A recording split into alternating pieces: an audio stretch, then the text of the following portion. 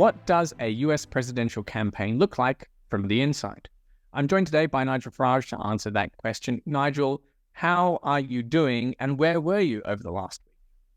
I was in Iowa. I went out for the first Republican primary. Little did I know that they were about to have the second highest recorded snowfall in the history of the state. And that in centigrade terms, one night I was there, it was 28 below and with a wind. It was evil. And yet, what I witnessed was something remarkable. So 2/3 of the elected politicians in Iowa at the House of Representatives, Senate, and including the governor, came out publicly and endorsed Ron DeSantis. The big money endorsed Nikki Haley, the Koch brothers, people like this. And if you look at the spending, her campaign massively outspending all the other campaigns on TV ads, radio ads, billboards, you name it. And yet, as I went to a gymnasium of a school in a little town about half an hour outside Des Moines, I saw these big 4x4s arriving with a foot of snow on the roof, people huddled up, walking across icy car parks, going into this gymnasium, looking and listening to surrogates representing Trump and DeSantis and Ramaswamy, and watch them engage in a process of open democracy where your vote really matters. And despite the big money and despite all the recommendations, Donald Trump won by 30%. And it kind of reinforced my belief that when you open the democratic process up, you get results that are very different to what the globalist establishment wants. It was really, really fascinating to see it, fascinating to be a part of it, to cover it. And I wish to goodness we had a similar process here, because if we did, I promise you something, Rishi Rishi would not be our prime minister. There is no way that average conservative voters would have picked him. So Trump has got terrific momentum. He's since then gone on to win New Hampshire pretty comfortably. He is going to be the Republican nominee. And whilst he faces a series of very difficult and I have to say politically inspired 91 charges he's facing in 4 separate cases, already we see the chief prosecutor in Georgia has been compromised. Honestly, I think he's going to become the next president of the USA. The only rabbit that I think the Dems can pull out of the hat is to get rid of Biden.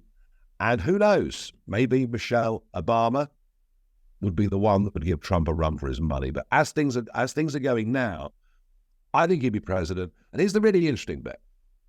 Back in 2016, outside of America, I was very much on my own. Oh, that idiot Farage supports Trump, but nobody else did. Everybody disparaged him. And there we had Davos going on last week. Jamie Dimon, the boss of JP Morgan, saying we need to rethink Trump. He was right about China. He woke the world up to the threat that it poses. He was right that the US border was going to become a massive problem. He was right that defunding the police would lead to huge upticks in crime and murder in American cities. And to hear someone like Jamie Dimon saying that about Trump on the stage at Davos, I thought was remarkable. And we've had, big Mail on Sunday piece this week. Other pieces have been written in British newspapers saying, you know what, actually, you might find Trump a bit brash and a bit boastful, but at least he's a pro-British, pro-Western values, anti-woke guy that actually, during his tenure, saw the world in a much safer, far more stable, less warlike phase than we're currently in. So, yeah, I was very, very energized, very excited to be a part of it, and feeling very optimistic. Sorry to interrupt, but if you're enjoying this content, you can get it every single day. Just click the link in the description or go to fortuneandfreedom.com. Get a daily email from our team of experts. Thank you. That's a great overview. Let's dig into some of that, especially the angle of what's the media in the UK, but also in the US, not reporting that you saw in the country. So, for example, I was not aware, and our investment director, John Butler, had to point this out to me, that the winning margin was a record winning margin at the Iowa caucus. So and then in New Hampshire, we had this record turnout, which is attributed to some other nefarious issues that are going on. But it seems to me that the media is not willing to reveal just how much momentum and support Trump has they've gone quite quiet on these issues. Not that I was expecting them to tell me about those issues. Well, they've been abusive about him ever since 2015, ever since he walked down the escalators in Trump Tower and outed himself as a conservative. They've given him a hard time. So they're not about to start eulogizing over Trump. But yes, it was a record-winning margin, nothing like it's ever been seen, to carry both those first two primaries the way that he has. There is still a huge level of bias against Trump. You see the narrative on this side of the pond that he's going to destroy NATO. That's why the EU needs its own army, air force, and navy. So these political games go on. But I just think the Trump train now has this incredible momentum, energy, enthusiasm.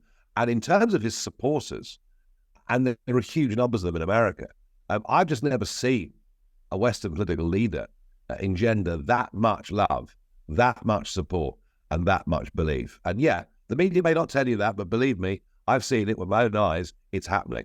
Another thing the media doesn't seem to want to talk about is the connection between the lawfare, the attacks on Trump via the legal system, whether those will actually impact the election and in what ways. So, for example, we might assume that someone who's convicted of a crime can't become the president of the US, but actually they can. And it seems to me that these accusations and the prosecutions have supported Trump in the polls.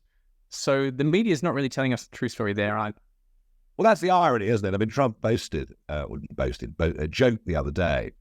He said, I'm only one indictment away from winning the election.